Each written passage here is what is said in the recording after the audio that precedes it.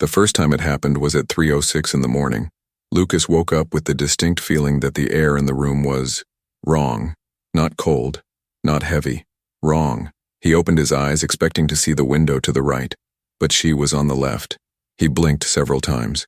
He sat down slowly on the bed. The room looked the same. Same bed, same wardrobe, same desk, but everything was a little out of place. It was as if someone had rotated the room a few degrees while he was sleeping.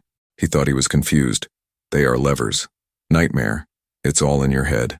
The next day at 3:06 in the morning he woke up again. The hallway light was on, but he was absolutely certain he had erased it. When she turned her face away, she felt her body go cold.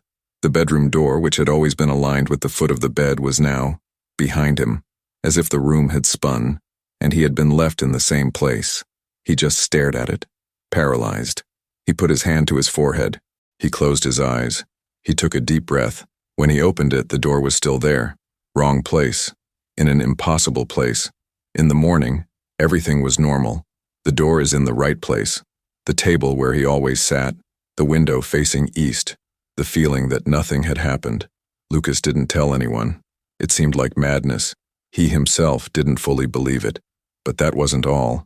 Something bothered him more than the room changing. It was time. Always 3:06. The same time his mother said that when he was a child he used to wake up crying for no reason. The same time that the car radio of his father would turn on by itself. The same time of day when, years ago, their old house would experience sudden power outages. It was too much of a coincidence, or too much detail to ignore. On the third night, 3:06 again, he woke up with a snap. Dry, strong. It was as if someone had tapped their fingers on the wall beside the bed. When he opened his eyes, the bed was no longer against the wall. It was in the center of the room, perfectly centered. The desk was behind the door. The door was near the window. The window was where the wardrobe should have been. It was as if the entire room had slid apart during the night, but the ground beneath their feet remained the same.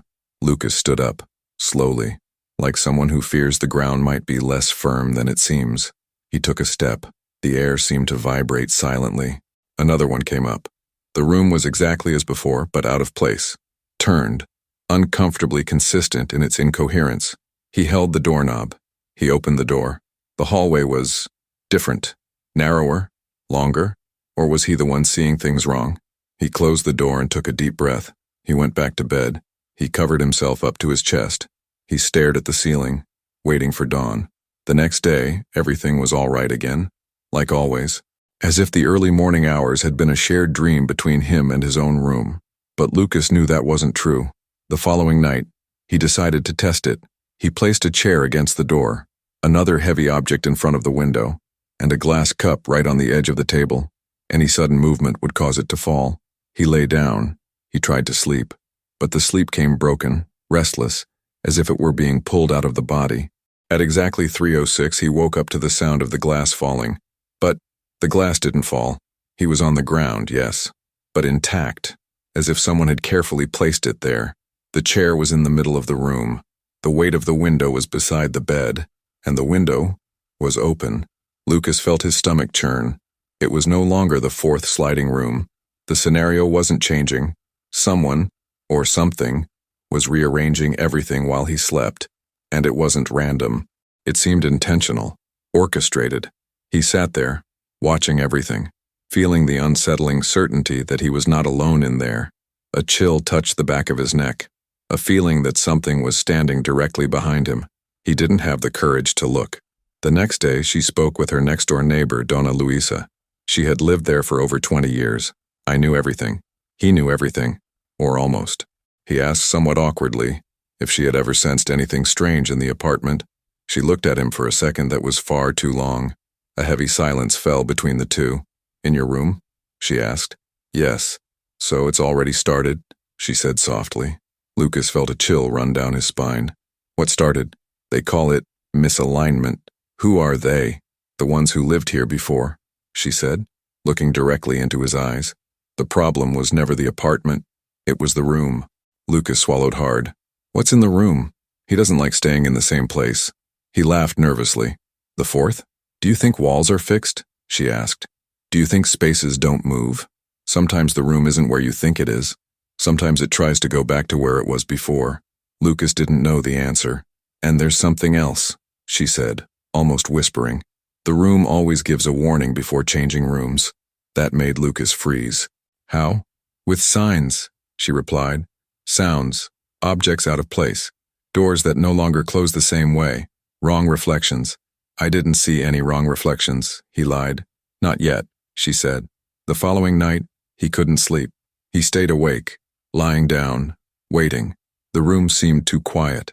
3:06. He hadn't even closed his eyes, but he felt the change. He felt as if the mattress had slid an inch, as if the wind were blowing from an impossible angle. And then he realized the wardrobe was closer, about 5 centimeters, maybe 10. He didn't see it happen, but it happened. The bedroom door was further away. The table seemed to have rotated slightly. Minor changes, underneath, but constant. He stood up. He flipped the switch. The light didn't turn on. He took a deep breath. He ran to the mirror. The reflection was there. Normal. Almost normal. Almost. Because his reflection was one step behind. Literally a step backward. As if it were taking too long to reach him. Lucas put his hand up in front of him. The reflex raised its hand. 2 seconds later, he retreated. The reflection smiled. He didn't smile. That's when he heard the closet door slam shut. Alone. In the dark. The next day, he decided to sleep in the living room. It was safer, more open, less alive. At 3:06, the light in the room flickered, and the hallway made a noise as if it were expanding. Lucas sat down on the sofa, his heart racing. The room was shaking, not just inside, but outside. It was as if he were pushing against the walls of the apartment to find space, to breathe, to exist elsewhere. He heard the bed being dragged, but the door was locked. Or was it? Because seconds later, the bedroom door appeared exactly where there had been a wall before. The room had been moved. The corridor had changed. The apartment was being reorganized. The next day, everything was normal, as if nothing had happened. But Lucas began to realize that the bedroom was closer to the living room than before. Millimeters, centimeters, almost imperceptible movements. They are average, every day. And every day the wall seemed further away. The fourth one was progressing, migrating. Where to? Or worse, for whom? The following night he woke up, of course, at 3:06. The bedroom was just a few steps from the living room now, almost touching. Then something happened for the first time. The door opened by itself, slowly, down to the millimeter, as if she were waiting for him to look. Inside, the room was completely different. The furniture was in places it had never been before. The walls seemed farther away, or closer, or more pies. It wasn't clear, and there was something else. A corner that didn't exist before. A wall fold. A corner that was never there before. A shadow stood there motionless. A shadow that had no owner. He retreated, but the fourth one moved forward. Literally. A crackling sound echoed. The wall moved outward 1 centimeter. The fourth one was trying to reach him. The air smelled of old dust. A mofo. Things that shouldn't breathe. He ran to the front door. But when she opened it, the hallway was the room. The walls had rearranged themselves as he ran. The apartment was the bedroom. He looked back. The reflection in the mirror in the background was still, but he wasn't there. The reflection raised its hand. He didn't get up. The reflex took a step. Not him. The reflection smiled.